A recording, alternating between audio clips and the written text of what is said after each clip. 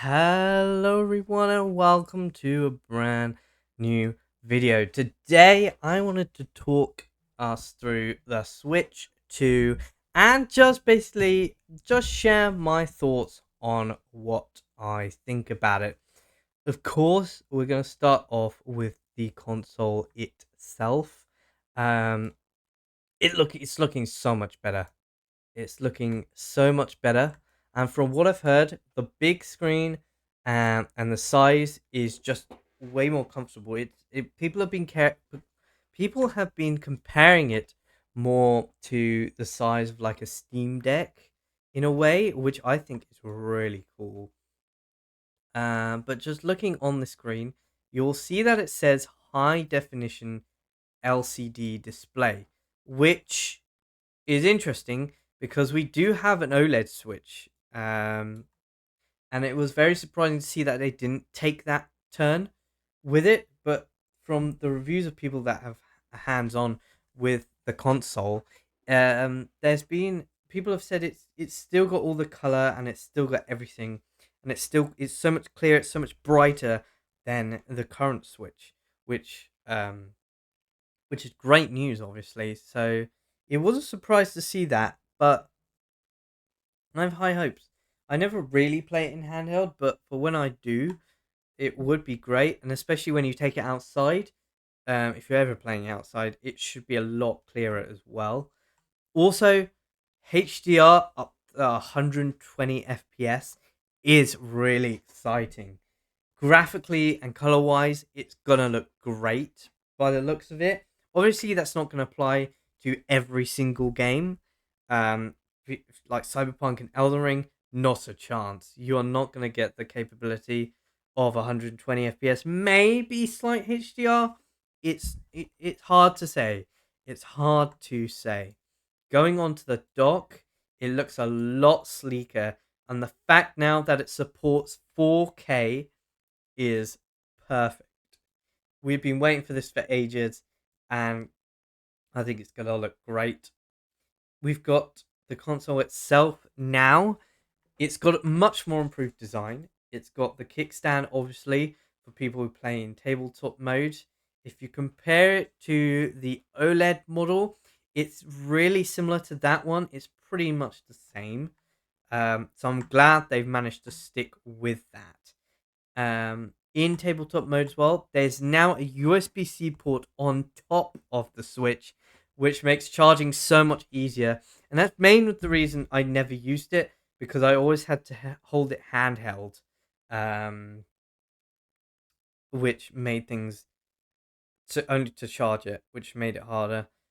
The Joy Cons are next, and the fact that they snap in instead of the rails is a great decision. It'll be interesting to see if there's any wear and tear on it, because I know I'm going to be fiddling with it a lot. Like, that's going to be satisfying to use. It'll be interesting. I don't know if magnets degrade in any way, but it'll be interesting to see how long it lasts, how strong it stays, and if it will just ever fall out after a few years or so. But who knows? Who knows? But it will definitely get rid of that problem that people had with their Joy Cons just falling out of the system because their rails broke. Talking about the Joy Cons themselves, we now have mouse controls on our Joy Cons, which is exciting. It will be obviously there's games exclusive to using these controls, but it'll be interesting to see if you could ever connect a keyboard to it and have keyboard support for games, probably like maybe even Cyberpunk or Fortnite. That would make things so much easier for people traveling. Because say you've got a desktop PC and you've got a Switch, if you go traveling on holiday somewhere, all you need is your keyboard, your console, and that's all you need. You don't have to carry around a laptop or anything, which makes things a bit harder. And then you also have to pay loads to get a gaming laptop. And I think there could be a lot of possibilities with this. So it's very exciting to do. So going on now to the bundles. Obviously, we have the console on its own, and we also have Mario Kart World.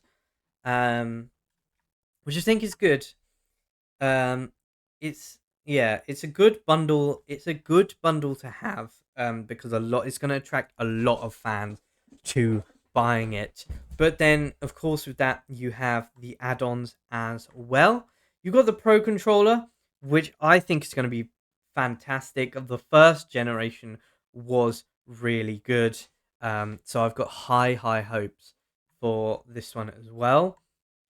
You've got the Joy-Cons, obviously. You've got the grip, which looks the same. You've got the carrying case and stuff, which definitely will have to get. And that's pretty much it. There's not many. Oh, and the camera as well for game chat, which is a new feature coming soon. Going on to the games, we of course got Mario Kart World. Super excited for that. It's got a lot more features than the previous one. So fingers crossed it's actually going to be good. Donkey Kong, never been the biggest fan, but it's open world. They've kind of Mario Odyssey fied it in a way. So it'll be interesting to see Donkey Kong fans and their reaction to it. We've also got the Dragon Drive, the mouse control game. We got the Welcome Tour, which has been monetized. Surprisingly, I thought, I thought it was gonna be a like a preloaded onto the system for everyone to like use and everything. But no, when they said it's gonna be monetized, I was so confused. Like, why would they do that? And I think that's what has put people off a bit. And I'll get onto that in a bit. Got Hyrule Warriors, the sequel, well, the prequel to Tears of the Kingdom. Kirby Air Riders, which is getting made by Sakurai, which a lot of people are excited for. And the most surprising of all, Dust Bloods, a From Software exclusive to the Switch. We got a few other games, Cyberpunk and Elden Ring. I'm very excited to see how they perform on the Switch. I've heard it's going to be locked at 30 FPS for Cyberpunk, which makes sense.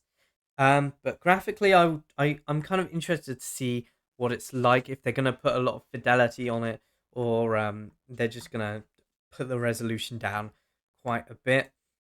And then finally, in terms of games, we've got the Switch 2 Edition games. Now, like other consoles, you would get next gen upgrades, and a lot of them were actually for free. These ones are not. These ones require you to buy an upgrade pass for extra money, even though you already own the game, to play it on your Switch 2, or to play the Switch 2 version of it. Now, the argument is some of these games do include some extra content with this upgrade, but still it kind of puts a sour taste in people's mouths, having to pay extra when they've been treated by these other companies, by PlayStation, by Xbox, with these free upgrades. Same on PC as well. Like, we've had free updates and everything, so it's kind of, it's kind of made people a bit confused.